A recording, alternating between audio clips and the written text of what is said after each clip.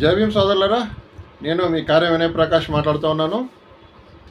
ఈరోజు నవంబరు 28 మహాత్మా జ్యోతిరావు పూలే వర్ధంతికి సందర్భంగా ఆయనకి ఘనమైన నివాళులు అర్పిస్తాము. మనం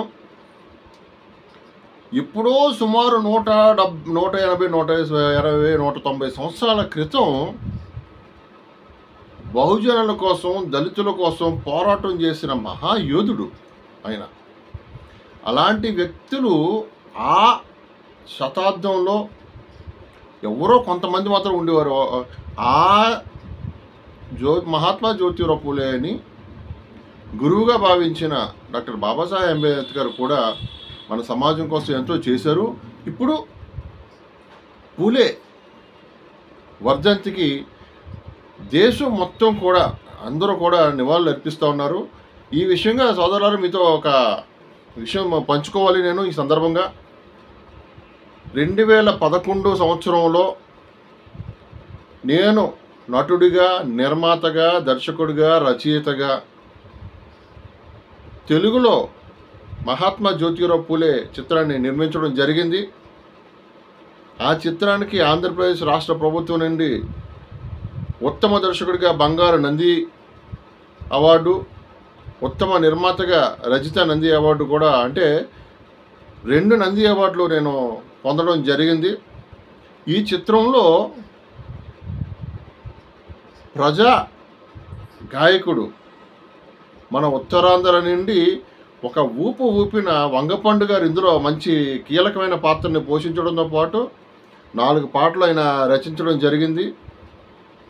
మహాత్మా జ్యోతిరావు పూలే పాత్రని నేనే చేయడం జరిగింది. విశాఖపట్నంలో అనేక మంది కళాకారులకి ఈ చిత్రంలో నేను అవకాశం కల్పించడం జరిగింది. ఒక నిర్మాతగా యానీ షైనీ ఎంటర్టైన్మెంట్స్ బ్యానర్ మీద 2011 సంవత్సరంలో చిత్రాన్ని నిర్మించడం జరిగింది. నా భార్య కార్యం మమత ప్రొడ్యూసర్గా ఇది నిర్మించడం జరిగింది. ఈ చిత్రానికి డిఓపి అంటే ఫోటోగ్రఫీ, ఎడిటింగ్, కలరింగ్ మన సోదరుడు, మైనార్టీకి చెందిన మన సోదరుడు, ముస్లిం సోదరుడు అస్గర్ అలీ అద్భుతమైన వర్క్ చేయడం జరిగింది. అలాగే మన దళిత వర్గానికి చెందిన ప్రమోద్ కుమార్ అనే అబ్బాయి ఇప్పుడు రీసెంట్గా ఆయన హార్ట్ అటాక్తో చనిపోవడం జరిగింది. 7 పాటలని, అద్భుతమైన పాటలని ఇవ్వడం జరిగింది. ఇందులో ఒరిస్సా కళాకారులు ఇందులో కొంతమంది యాక్ట్ చేయడం జరిగింది. విశాఖపట్నానికి చెందిన ఎంతోమందితో పాటు మహాకవి శ్రీశ్రీ గారి మనవడు కూడా ఇందులో భాగవతుల శ్రీకృష్ణ పాటల రచయితగా ఇందులో పరిచయం అయింది. ఈ విషయాన్ని మీతో పంచుకోవడానికి నేను చాలా సంతోషంగా ఫీల్ అవుతున్నాను. ఎందుకంటే సుమారు 13 సంవత్సరాల క్రితం ఈ చిత్రాన్ని నేను నిర్మించడం జరిగింది.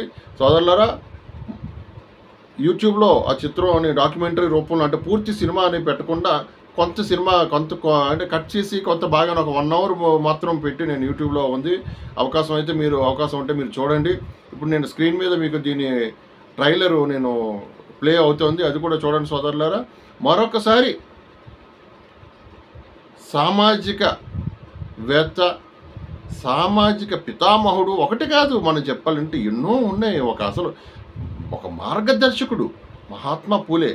ఆయన్ని అందరూ అంటారు ఒక బీసీ వర్గానికి చెందినవాడు కాదు, భారతదేశానికి సంబంధించి అన్ని వర్గాలకి చెందిన వ్యక్తులు ఒక మహాత్మా పూలే, ఒక బాబాసాహెబ్ అంబేద్కర్. మన దురదృష్టం ఏంటంటే మహాత్మా పూలే అంటే బీసీ వర్గానికి చెందిన వ్యక్తి అని, డాక్టర్ బాబాసాహెబ్ అంబేద్కర్ అంటే దళిత వర్గానికి చెందిన వ్యక్తులుగా కొంతమంది ముద్రలు వేయడం జరిగింది. ఇది ఏ రూపంలో కూడా అది కాదు. ఎందుకంటే ఈ మహానుభావులు భారతదేశంలో ఉన్న ప్రతి ఒక్క వర్గానికి చెందిన వ్యక్తులు, ప్రతి ఒక్క జీవితానికి కూడా మార్గదర్శకులు వీరు. ఇక్కడ ఇంకొక విషయాన్ని చెప్తున్నాను సోదరులారా.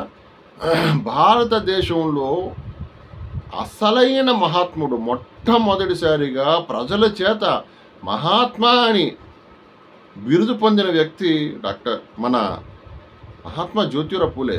ఇంక ఎవరెవరు ఉన్నారు, గాంధీ ఉన్నాడు, ఆయనకి మహాత్మా అనేది బిరుదు ఎవరు ఇవ్వలే.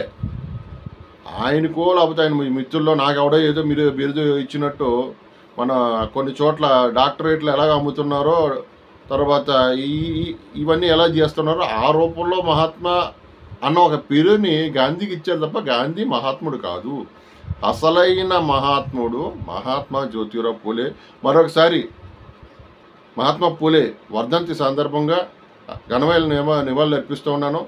జై భీమ్. మీ కార్యం వినయ్ ప్రకాష్.